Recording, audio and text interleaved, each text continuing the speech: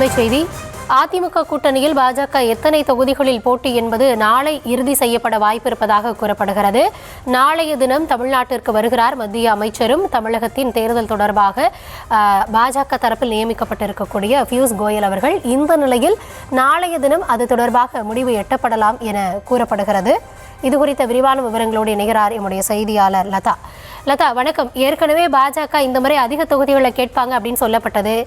நாளைய தினம் இது தொடர்பாக அறிவிப்பே வெளியாகலாம் அப்படின்னு எதிர்பார்க்கப்படுகிறது. என்ன கூடுதல் விவரம்? வணக்கம்.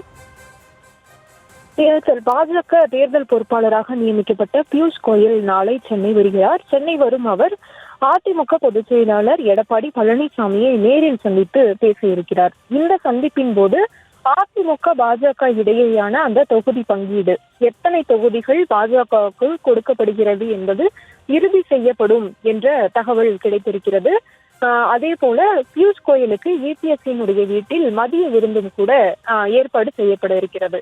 வழக்கமாகவே ஏதாவது ஒரு பேச்சுவார்த்தை நடைபெற்று அந்த பேச்சுவார்த்தை சுமூகமாக ஒரு முடிவை எட்டப்பட்டால் அதற்கு பிறகு இது போன்ற விருந்து என்பது நடைபெறும். எனவே தொகுதி பங்கீடு தொடர்பான பேச்சுவார்த்தை பல கட்டங்களாக நடைபெற்று கொண்டிருக்கும் நிலையில நாளை பியூஷ் கோயல் சென்னை வந்து இபிஎஸ்ஐ நேரில் சந்தித்து பேச இருக்கிறார். எனவே அவருக்கு அந்த மதிய விருந்து ஏற்பாடு செய்யப்பட்டு இருக்கிறது.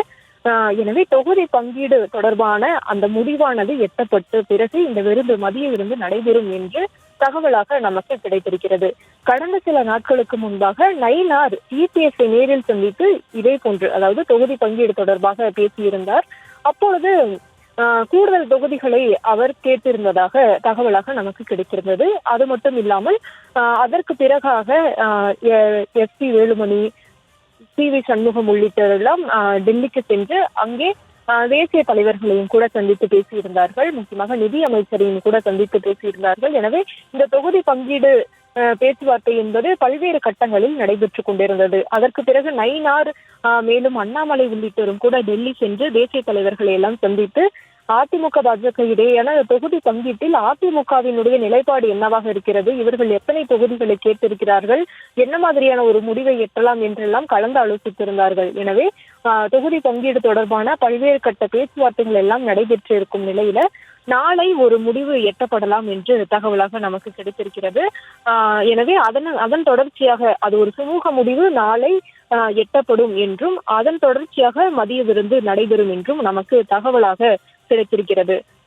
தேர்தலுக்கு பல மாதங்களுக்கு முன்பே ஏப்ரல் மாதத்திலேயே அதிமுக பாஜக கூட்டணி என்பது அமைந்து விட்டது.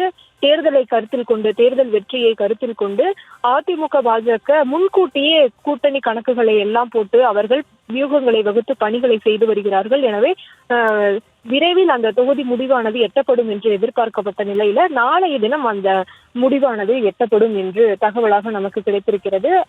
முக்கியமாக அவர் பாஜகவினுடைய தேர்தல் பொறுப்பாளராக சமீபத்தில் நியமிக்கப்பட்டிருந்தார். அந்த நியமனத்திற்கு பிறகு நாளை முதல் முறையாக தமிழகத்திற்கு வர இருக்கிறார். அவருக்கு பாஜக சார்பில் வரவேற்பு, பிரம்மாண்ட வரவேற்பு எல்லாம் ஒரு புறம் கொடுத்தாலும் கூட இபிஎஸ்ஐ சென்று சந்திக்க இருக்கிறார். அந்த சந்திப்பு அரசியலில் தற்பொழுது முக்கியத்துவமான ஒன்றாக பார்க்கப்படுகிறது. விவரங்களுக்கு நன்றி லதா.